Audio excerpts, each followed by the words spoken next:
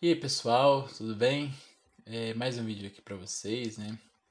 Eu agradeço demais a audiência de vocês, agradeço pelo apoio que vocês têm dado, de ter assistido os meus vídeos, de estar compartilhando. Cheguei à marca agora de 1000 visualizações. Isso para algumas pessoas não pode representar nada, mas eu fico muito feliz de pelo menos alguém estar assistindo meu vídeo, estar aprendendo alguma coisa, que de alguma certa forma eu esteja ajudando a evolução das pessoas a estudarem matemática, poder estar de alguma forma descomplicando algum conteúdo. Eu agradeço demais assim por estarem se inscrevendo. Logo logo a gente vai chegar nos 100 inscritos. Eu vou conseguir aí alterar o URL do meu canal, fazer um URL personalizado já com o nome do canal, que é AlphaPi. E dessa vez eu venho trazer um vídeo muito especial, que são as resoluções das questões do Enem de 2019. É, a prova que foi escolhida para poder fazer essa resolução é a PPL 2019 e bora resolver as questões.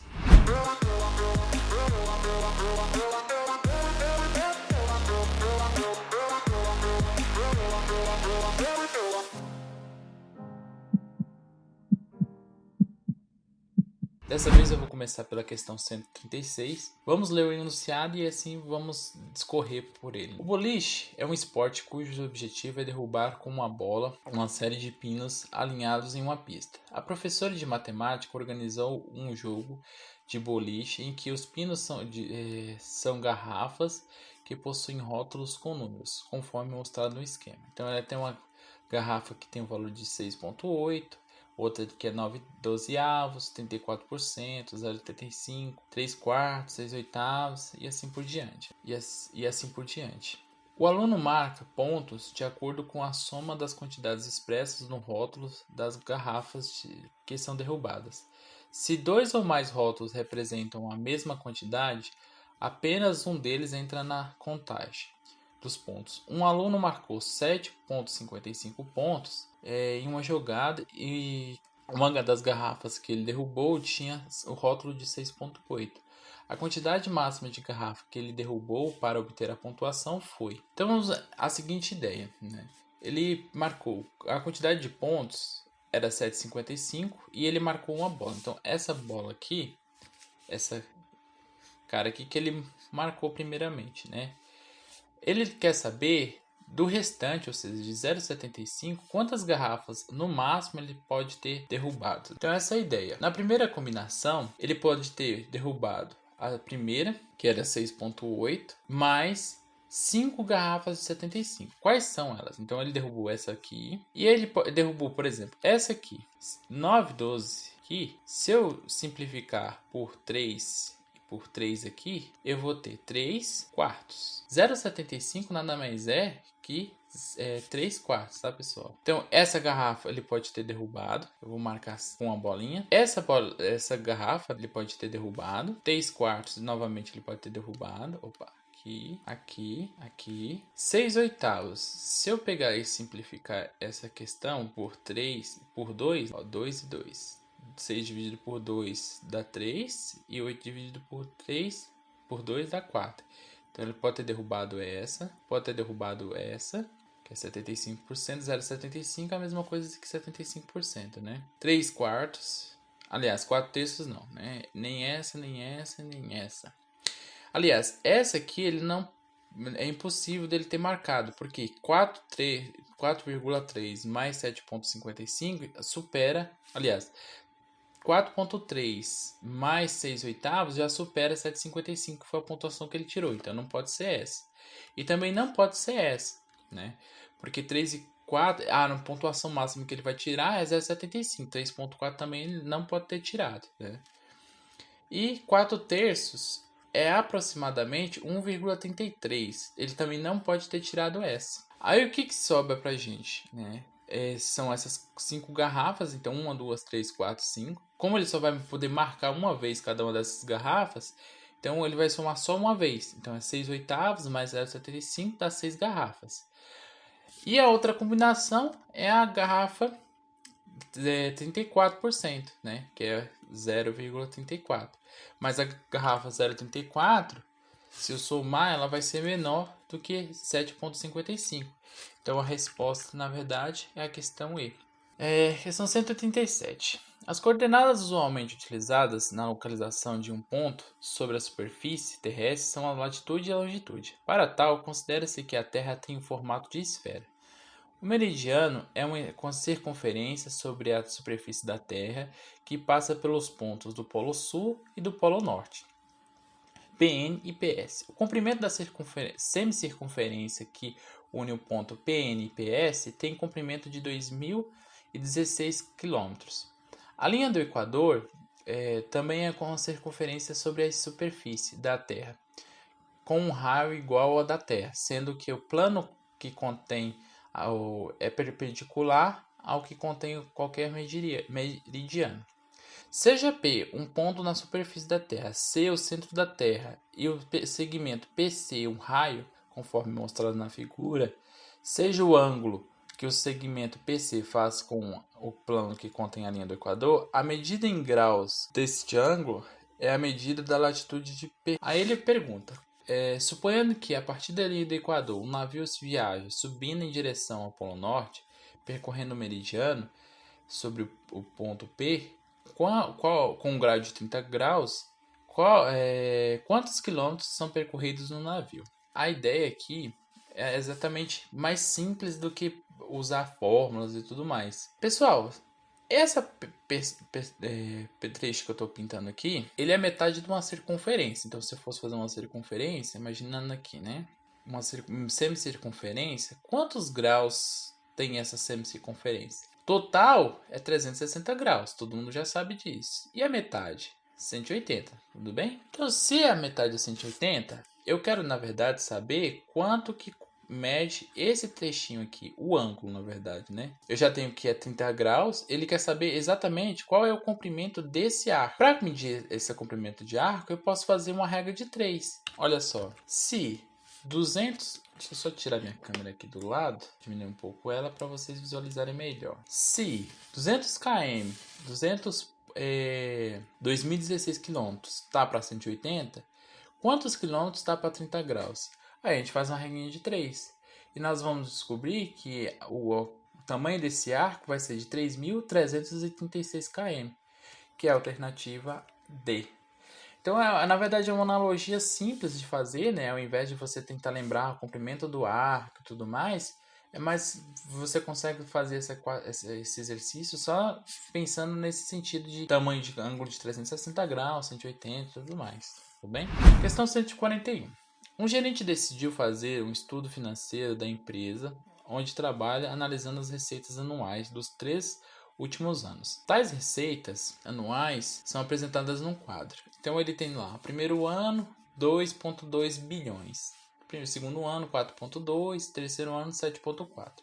Esses dados serão utilizados para a projeção da receita mínima esperada para o ano atual, 4.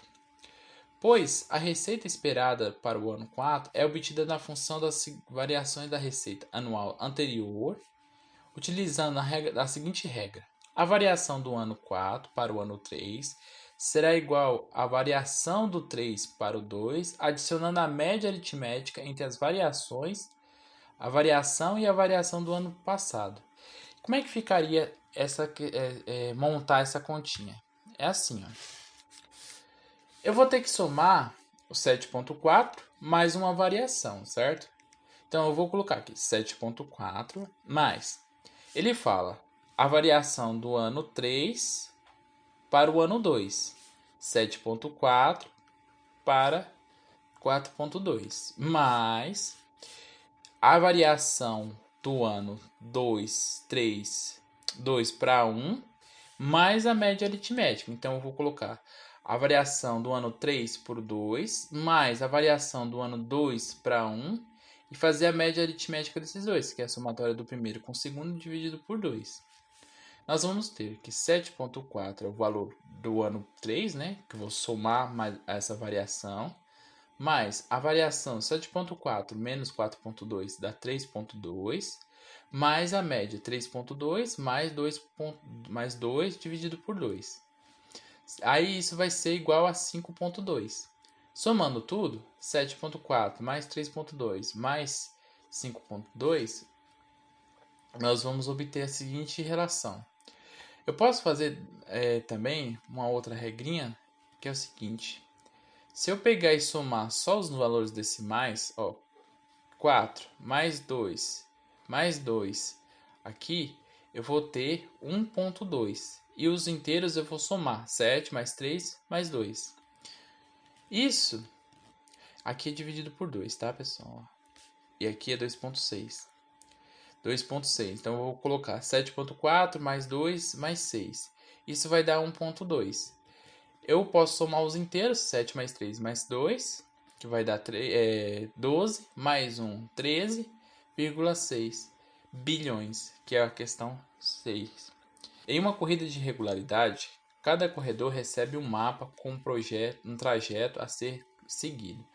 Em uma tabela indicada, o intervalo de tempo e a distância entre os postos de averiguação. O objetivo dos competidores é passar por cada um dos postos de averiguação o mais possível do tempo estabelecido na tabela. Suponha que o tempo previsto para percorrer a distância entre os dois pontos de verificação consecutivos seja de 5,15 segundos, né? 5 minutos e 15 segundos. E que um corredor obteve os seguintes tempos no quadro representado abaixo. No primeiro posto, o tempo previsto era 5,15 e o tempo que ele obteve era 5,27. No segundo posto, ele é o dobro, né? Então, 5,15, se eu dobrar, vai dar 10,30. Se eu dobrar também 5 minutos e 27 segundos, dá 10 minutos e 54 segundos. E assim sucessivamente, até o quarto posto. E ele fala o tempo trajeto final. Ele fala o seguinte: caso esse corredor consiga manter o mesmo ritmo, seu tempo total de corrida será. Então a ideia aqui é que ele manteve o tempo médio entre um posto e o outro idêntico, né? Então se você for fazer a comparação do posto 1 para o posto 2, do posto 2 para o posto 3, a variação é sempre 5 minutos e 27 segundos, né? Entretanto, se for para prestar atenção, ele só apresenta até o quarto posto. Só que esses postos continuam até 1 hora e 55 minutos. Quantos postos, na verdade, ele tem ao total? E aí sim eu vou conseguir descobrir qual o tempo que ele teve, né? Então a primeira coisa que a gente tem que descobrir é determinar a quantidade de postos total. Eu vou estabelecer isso exatamente com o dado que nós temos já de horário total, com o valor previsto, né? Então, o tempo previsto total é 1 hora, 55 minutos e 30 segundos. Eu preciso converter isso tudo para minutos para que eu consiga trabalhar tudo na mesma base de unidades, né? Convertendo 1 hora para minutos 60, 55 minutos é 55 minutos e 30 segundos é igual a 0,5 minutos. Então, tudo isso somado dá 115 minutos e 115,5 minutos. O tempo médio, se eu for converter em minutos, né, tudo em minutos, vai ser 5 minutos, mais 15 segundos em minutos dá 0,25 minutos. Então, 5,25 minutos. Eu vou dividir o tempo total pelo tempo médio e vou descobrir quantos postos tem no total. Eu vou chegar ao valor de 22 postos. Então, se eu tenho a quantidade de postos e eu tenho o tempo total, é só vou multiplicar um pelo outro. Olha lá, 5 minutos e 27 segundos em minutos vai dar 5,45 minutos, né? 27 segundos, convertendo para minutos, dá 45 minutos. 0,45 minutos. O tempo total vai ser desse atleta vai ser 5,45, que é a quantidade de minutos em que ele está trabalhando, vezes a quantidade de postos. Isso vai chegar em 119,9 minutos. E aí eu vou converter, né? Eu posso, por exemplo, uma forma de converter é subtrair 60, eu vou já ter a primeira hora. O restante que eu vou ter é 59 segundos, 59 minutos, e o 0,9 0,9 vezes 60 é igual a 54 segundos. Então o tempo total dele é 1 hora, 59 minutos e 54 segundos. E aí nós chegamos ao 1 hora e 59 segundos. 1 hora, 59 minutos e 54 segundos. Questão 143. Um pintor cobra R$ 240 por dia de trabalho, que equivale a 8 horas de trabalho num dia. Quando é chamado para um serviço, esse pintor trabalha 8 horas por dia, com exceção talvez no seu último dia de serviço. Nesse último dia, caso trabalhe até 4 horas, ele cobra metade do valor de um dia de trabalho. Caso trabalhe mais de 4 horas, cobra o valor correspondente a um dia de trabalho. Esse pintor gasta 8 horas para pintar uma vez uma área de 40 metros quadrados. Um cliente deseja pintar as paredes de sua casa, com um total de 260 metros quadrados. Ele quer que essa área seja pintada o maior número possível de vezes para que a quantidade de tinta da pintura seja o melhor possível. O orçamento desse cliente para a pintura é de R$ 4.600. Quantas vezes no máximo as paredes da casa poderão ser pintadas, com o orçamento do cliente? Então, nós chegamos à seguinte ideia. A quantidade de dias que ele pode fazer, né, se eu pegar 260 dividido por 40 metros quadrados, ele vai ter que demorar 6,5 dias, que é 6 dias e meio, né? Para pintar uma única vez, ele vai pintar a parede inteira, né, o dia inteiro, é 6 vezes 240, mais o meio aqui, eu posso reescrever ele como uma fração, né? 1 sobre 2. 240 sobre 2, né? 6 dias de trabalho mais metade de um dia. É igual a 1.560. Aí eu posso fazer o seguinte. Eu tenho o total máximo para ele pintar uma vez. O orçamento é R$ 4.600. Se eu pegar o valor de 4.600 e dividir pelo a quantidade de vezes que ele pode pintar uma vez, eu vou chegar no valor que ele irá pintar. Como eu estou considerando a parede inteira, eu vou pegar 2. Porque aqui, como mesmo seja 2,94, né, o orçamento aqui ele poderia pintar 2 vezes a parede e pintar quase uma vez inteira, né? Mas eu estou considerando que ele vá pintar a parede inteira por completo. Então eu vou considerar que é 2. Então a resposta correta é a B. Alguns modelos de rádio automotivo estão protegidos por um código de segurança. Para evitar o áudio, deve ser digitado um código secreto composto por 4 algarismos. No primeiro caso de erro da digitação, a pessoa deve esperar 60 segundos para digitar o código novamente. O tempo de espera duplica em relação ao tempo de espera anterior, e cada digitação errada, uma pessoa conseguiu ativar o rádio somente na quarta tentativa, sendo que de 30 segundos o tempo gasto para a digitação do código secreto a cada tentativa. Nos casos da digitação incorreta, ele iniciou uma nova tentativa imediatamente após a liberação do sistema de espera. O tempo total em segundos gasto por essa pessoa para ativar o relógio foi: primeira vez ele foi lá, gastou 30 segundos para digitar e errou, e aí ele teve que esperar 60 segundos, né? Então, esse é o tempo na primeira tentativa que ele gastou. E aí eu vou ter que somar. Então, eu vou colocar 90 mais. Como duplica, ele vai pegar o tempo que é de espera do primeiro e multiplicar por 2. Então, 90 mais 2 vezes 60, mais o tempo que ele gasta para digitar, que é 240. E aí eu vou seguindo essa lógica até a quarta vez. Como a quarta vez eu não errei, ele só vai somar o tempo anterior mais o tempo que ele gasta para digitar o código. Então, o tempo total é de 540 segundos. Tudo bem? Essa questão é a questão 145. Um movimento ondulatório periódico são representados por equações do tipo mais ou menos A seno ômega t mais θ, que apresenta parâmetros significados físicos importantes, tá? Como a frequência, ômega é igual a 2π sobre t, em que t é o período e a é a amplitude ou deslocamento máximo de θ. E o ângulo de fase, que é o θ, ele pode variar de 0 a 2π sobre ômega, que mede o deslocamento máximo do eixo em relação à origem, no instante inicial do movimento. O gráfico representa um movimento periódico de P igual a PT em centímetros, que que P é uma posição da cabeça do pistão do motor de um carro em um instante T, conforme ilustra a figura. Então ele deu o gráfico e ele, na verdade, quer saber qual que é a função, né, a expressão algébrica, que representa esse gráfico. Então a primeira coisa que a gente for pegar a função, ele já deu para nós que vai ser com essa cara. A seno ômega t mais θ. O A é a amplitude desse canal. Então a amplitude é o valor máximo que a crista obtém.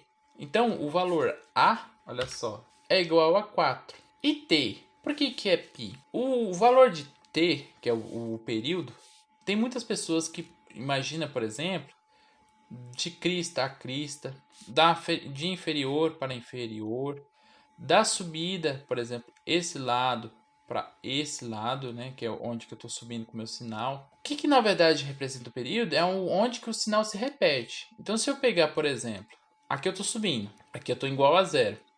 Aí ele vai subir, descer e subir de novo. A hora que ele subir de novo, olha só, qual é o espaço desse ponto a esse ponto? É π. E esse espaço daqui aqui também é π, desse aqui é π. Então, o período dessa função é igual a π. E para nós acharmos a frequência, simplesmente usar a própria fórmula que o enunciado deu. Ômega é igual a 2π sobre π. Isso nos dá igual a 2. E a nossa função vai ser igual a 4 seno de 2t. Mas, Giovanni, e o θ que tem aqui? O próprio enunciado ele fala sobre essa questão, né, que é um deslocamento do eixo em relação à origem. Essa função, se a gente for, quem conhece um pouco a questão de gráficos, o que é uma função seno? Uma função seno típica é exatamente a que está representada aqui no gráfico. É uma função que ela começa no zero e ela tem uma amplitude, tem uma determinada amplitude e tudo mais. Se eu tivesse, por exemplo, um deslocamento de ômega, essa função ela já não começaria em zero. Ela começaria assim, ó. Por exemplo, se fosse uma deslocação de 90 graus, eu teria uma função assim. Eu pegaria esse cara e atrasaria 90 graus. Aí essa função, ela seria, por exemplo, 4 seno de 2t mais ou menos 90. Que eu posso tanto adiantar como atrasar, né? Se eu for pensar, por exemplo, em atrasar, eu posso pegar aqui, ao invés de estar aqui em cima, a função ela estaria aqui embaixo. Estaria aqui embaixo e subiria. Então eu posso tanto adiantar como atrasar essa função. Como ela é uma função típica, né, e ela não tem nenhum atraso de ângulo, então ela é uma função seno pura, que é 4 seno de ômega t. Então a nossa alternativa correta é a A. Questão 146. A conta de telefone de uma loja foi, nesse mês, de R$200. O valor da assinatura mensal, já incluso na conta, é de R$40, que dá direito à realização de quantidade limitada de ligações locais para os telefones fixos. As ligações para celulares são tarifadas separadamente. Nessa loja são feitas somente ligações locais, tanto para telefone fixo quanto para celulares. Para reduzir o custo, o gerente planeja para o próximo mês uma conta de telefone com valor de R$80. Para que esse planejamento se cumpra, a redução percentual com os gastos em ligações para celulares nessa loja deverá ser de 25%, 40%. Como é que a gente vai definir esse gasto, essa redução? A conta atual é de R$200, menos o 40, que é um valor fixo, né, que eu tenho para poder de manutenção da linha. Eu descubro que ele paga R$160 a mais do valor da tarifa. A conta futura, ele quer que o gasto máximo seja de 80, com menos o valor da tarifa, então eu tenho R$40 adicionais à conta.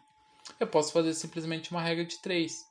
160 está para 1, né, que é o 100% do meu gasto, e 40% para X. Eu vou descobrir que o valor de 40 em relação ao plano atual, o plano futuro em relação ao plano atual, representa 25%. Então, quanto falta para 100% é que vai ser a redução. A redução então será de 75%, que é a questão E. Questão 148. Deseja-se comprar um determinado produto e após uma pesquisa de preço, o produto foi comprado em 5 lojas diferentes. E aí ele dá uma tabela de preços, né, de 20% de desconto, que equivale a 720, 20% que da outra loja que vale 740 e assim sucessivamente, né, mais o valor de frete e tal. Ele quer saber, o produto foi comprado na loja que apresentou o menor valor de preço. E ele quer saber em qual loja que ele comprou esse presente, né? Fez essa compra. Então, como é que eu tenho que calcular esse cara? 720, pessoal, é o valor do desconto. Então, por isso que eu trouxe essa questão, né? Como é uma questão que pode confundir, 720 não é o valor do produto. Para descobrir o valor do produto, eu pego 720, divido pelos a quantidade de porcentagem equivalente. Por exemplo, na loja 1 é 720 dividido por 0,2, que é o valor que esse valor representa de desconto, menos o 720, que é o valor do desconto propriamente dito, mais o frete quando é aplicável. E aí eu vou fazendo esses cálculos, né, que são continhas, eu vou chegar aqui. A loja 1 ela vai ter o menor preço em relação às outras. Então, o menor preço da loja vai ser a loja 1, que é a A. Eu só trouxe essa questão justamente por causa disso, que pode ser que confunda algumas pessoas, né, na hora de ler o enunciado, justamente por causa disso, que esse valor que está no enunciado não é o valor do valor total, ele é o valor só do valor do desconto, né? Essa questão é a seguinte: o modelo predador-presa consiste em descrever a interação entre duas espécies, sendo que uma delas é a presa, que serve de alimento, e a outra o predador. A resposta da funcional em relação entre a faixa de consumo de um predador e a densidade populacional de sua presa, a figura mostra três respostas funcionais, F, G e H, em que a variável independente é representada a densidade populacional da presa.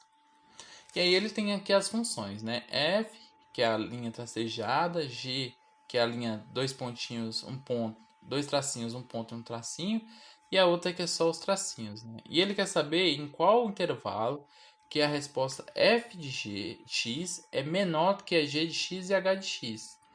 Aqui, na verdade, a gente só precisa saber ler gráficos, né? Se eu acompanhar, o que é valor menor? É quando essa curva ela tiver valores menores do que essa. Então, por exemplo, em todo esse período aqui, ele sempre vai ser maior do que esse. Então, se eu pegar, por exemplo, uma resposta nesse ponto desse cara, ele vai ser menor do que, por exemplo, todos esses caras, tá vendo? A mesma coisa aqui, ó. Esse cara, todos os valores vão ser maiores. O único valor que vai ser menor vai ser entre as faixas C e E. Olhando essa curva aqui em relação às outras, né? Olha só. Ele vai se aproximando, ó, aqui já iguala. Só que, por exemplo, essa curva ela sobe em relação a essa, mas essa não. Como ele quer saber em relação a G e H, ele só vai as duas só vai superar a F nesse intervalo, que é a questão E. No desenvolvimento de um novo remédio, questão 152. Pesquisadores monitoram a quantidade de Q de uma substância circulando na corrente sanguínea de um paciente ao longo do tempo, T. Que pesquisadores controlam o processo observando que Q em função uma função quadrática, né, de T aos dados coletados nas duas primeiras horas. Então eu tenho aqui a quantidade de horas e a quantidade de quilogramas. Para decidir se deve interromper o processo, evitando riscos ao paciente, os pesquisadores querem saber antecipadamente a quantidade de substância que está circulando na corrente sanguínea desses pacientes, após uma hora do último dado coletado. Nessas condições expostas, essa quantidade em miligramas será igual a. Então, o primeiro processo que a gente tem que fazer é descobrir a equação que representa esse comportamento. Então ele fala que é uma equação de segundo grau. Então a equação de segundo grau ela tem essa forma aqui, a ao quadrado. Como ele está em função de t, já vou colocar tudo em função de t, né? At ao quadrado mais bt mais 1. Por que 1? Porque se a gente for considerar igual a zero, olha só. Porque na verdade essa função ela é assim, ó, ax quadrado mais bx mais aliás, mais C, que é igual a f de x. O valor C a gente encontra, se eu zerar o valor de x e esse, o valor de C vai ser o valor inicial, quando o x for igual a zero. Quando o x, nesse caso t, for igual a zero, C vai ser igual a 1. Então já temos um primeiro item da nossa função, já encontramos logo de cara. E para os outros A e B, como é que nós descobrimos? Nós podemos montar um sisteminha, né? Quando t for igual a 1, nós vamos ter 1 ao quadrado vai ser 1, então vai ser sobrar o A. B vezes t vai ser o próprio 1, mais 1 igual a 4, que é o Q, que é a quantidade que a gente está descobrindo. Quando for igual a 2, eu vou ter A vezes t ao quadrado, 2 ao quadrado é 4, mais 2 vezes B, mais 1. Aí eu vou simplificar. Eu posso, por exemplo, multiplicar a primeira linha por 4 e somar com a primeira. Então, 4 vezes 4, esse cara cancela. 4b menos b, 2b é 2b. 4 vezes 3, 12, menos 5, 7. B é igual a 7 meios. E aí eu vou descobrir, como eu já descobri o B, eu posso descobrir o A só substituindo 7 meios na primeira ou na segunda equação. Eu vou decidir escolher a primeira equação. Então, A mais 7 meios é igual a 3, que é a primeira equação. Então, A é igual a menos meio. Com a função em mãos, né, que eu coloquei ela em função f de x, mas eu posso colocar depois em f de t. Mas aqui a ideia é que a lei de formação da equação seria essa. Então, ele quer saber 1 hora após a última aplicação. 1 hora a última aplicação é 2. Então, para t igual a 3, f de 3 é igual a menos meio 3 ao quadrado, mais 7 meios vezes 3, mais 1, que é igual a 7, alternativa B. Questão 153. Um jardineiro planta ortogonais e coloca à venda quando elas atingem uma altura de 30 centímetros. E ele faz uma fórmula, né? Esse jardineiro estudou o crescimento das suas plantas em função do tempo e deduziu uma fórmula que calcula a altura em função do tempo, a partir do momento em que a planta brota. Do solo até o momento que ela atinge a altura máxima de 40 centímetros, a fórmula é essa aqui. H é igual a 5 log de 2, t mais 1, em que t é o tempo contado em dias e H a altura da planta em centímetros. Ele quer saber o seguinte: a partir do momento em que uma dessas plantas é colocada à venda, em quanto tempo em dias ela alcançará a sua altura máxima? Ele fala que ele coloca a planta à venda em 30 centímetros. Né? Então vamos descobrir quantos dias leva para poder chegar a 30 centímetros. Então eu coloco, substituindo as variáveis que eu já conheço, H igual a 30, e eu copio o restante da fórmula. 5 log de t de 2 mais t mais 1. Aí eu passo 5, tá multiplicando e dividindo. Eu vou ter 30 sobre 5, que é igual a 6. Para eliminar esse log, eu levo os dois lados a 2, né? Porque tem uma propriedade que se eu usar 2 elevado a log de 2 é igual a 1. Então eu vou ter de um lado 2 elevado a 6 e aqui só t mais 1. Eu vou ter que t, 2 elevado a 6 é 64, menos 1 é 63. Aplico o mesmo raciocínio para 40 centímetros. E eu vou descobrir que é 255 dias. Então a variação desses dois é que vai ser o tempo que vai ser atingido a altura máxima, que é 192 dias, alternativa D. E aí, pessoal? Hoje já é um novo dia. Eu vim gravar essa chamadinha para explicar que eu cortei o vídeo em algumas partes, porque o vídeo ficou um pouco longo, aproximadamente de 40 minutos. Resolvi dividir ele em algumas partes para que fique não tão pesado para vocês assistirem e ficar um pouco mais dinâmico. Espero que tenham gostado do vídeo. Deixe o seu like aqui, comentem no canal e eu espero vocês no próximo vídeo. Beleza? Falou!